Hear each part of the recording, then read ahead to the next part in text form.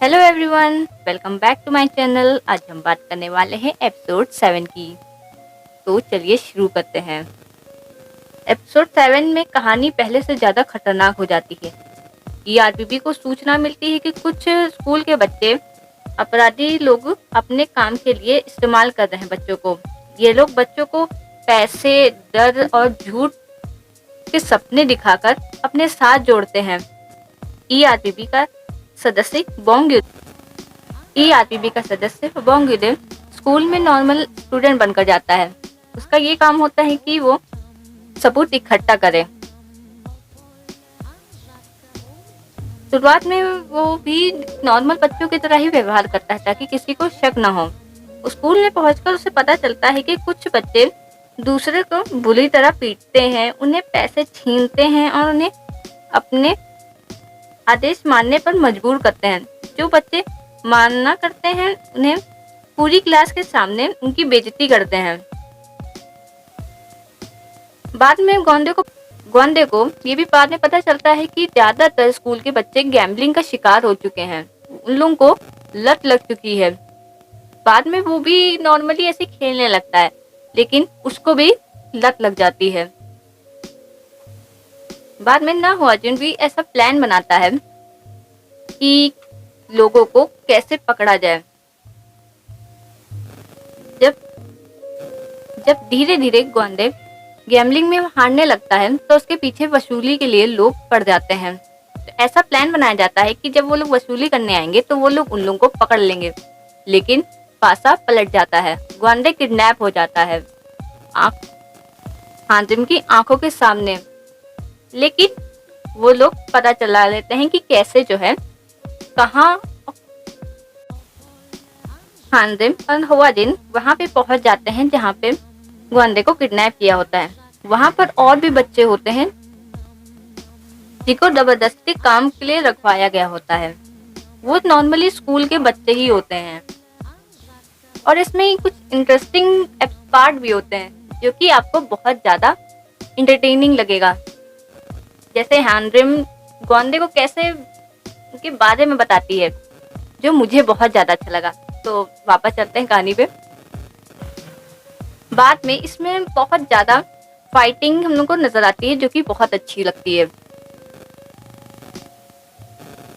ना हुआजिन उसके लीडर को पकड़ लेता है, उसके साथ बहुत सारी पिटाई करता है और बच्चों को बचा लेता है गोंदे के दिमाग के कारण।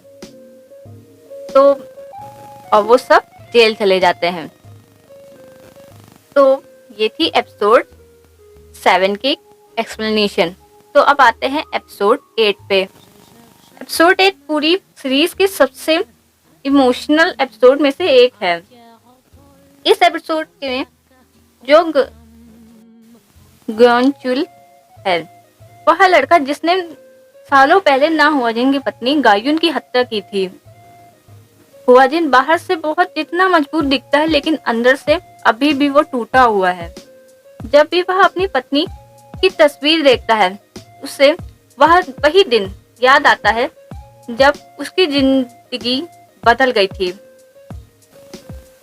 इस एपिसोड में पहली बार दर्शकों को उसकी भावनाओं की गहराई का समझ पता चलती है। सबको लगता है कि ग्योनचुल अब भी बुरा इंसान होगा, लेकिन जब ईआरपीबी उसकी जांच करती है तो पता चलता है कि वो अपनी पूरी गलतियों पर पछतावा कर रहा है। वह सामान्य जीवन जीने के लिए कोशिश कर रहा है और अपने पास्ट को भुलाने की कोशिश कर रहा है। पूरे एपिसोड में एक सवाल बार बार सामने आता है, क्या एक अपराधी सच में बदल सकता है? कुछ लोग कहते हैं कि नहीं, कुछ कहते हैं कि हर इंसान दूसरा मौका डिजर्व करता है। दोनों की मुलाकात इस एपिसोड का सबसे शक्तिशाली दृश्य है। हुआजिन के मन में गुस्सा, दुख और बदले की भावना होती है, वहीं ग्योनचुल शर्म और पछतावे से भरा होता है। दोनों के बीच की बातचीत बहुत इमोशनल होती है, जो कि आप देख सकते हैं भी। जांच के दौरान पता चलता है कि कुछ ताकतवर लोग ईआरपीबी के खिलाफ साजिश रच रहे हैं। वे चाहते हैं कि एजेंसी बंद हो जाए ताकि उनके अपराध छिपे रहें। यहीं से सीरीज का बड़ा मुख्य विलन सामने आता है। एपिसोड के अंदर में वाजिन महसूस करता है कि अगर वह सिर्फ बदले के पीछे भागे तो वह भी उसी अंधेरे में खो जाएगा जिसने उसकी पत्नी को उससे छीन लिया था। लेकिन तभी एक नया खतरा सामने आता है जो अगले एपिसोड में आपको दिखाया जाएगा और उसकी नींव हिला देगा। तो हम लोग एपिसोड 7 और एपिसोड 8 में से क्या समझते हैं, तो मैं आपको बताती हूँ। एपिसोड 7 से हम लोग ये समझते हैं कि कई बार अपराधी बच्चों की कमजोरी और अकेलेपन का फायदा उठाते हैं। सही समय पर मदद और मार्गदर्शन मिलने से उनका भविष्य बचाया जा सकता है। और एपिसोड 8 से हमें ये पता चलता है कि इंसान अपनी गलतियों से बदल सकता है। बदला हमेशा शांति नहीं देता। असली ताकत अपने गुस्से को कंट्रोल करने में होती है। जस्टिस और रिवेंज एक जैसे नहीं होते हैं। तो यही थी एपिसोड 7 और एपिसोड 8 की Hindi explanation.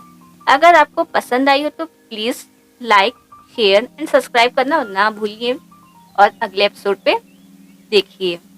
So thank you for watching.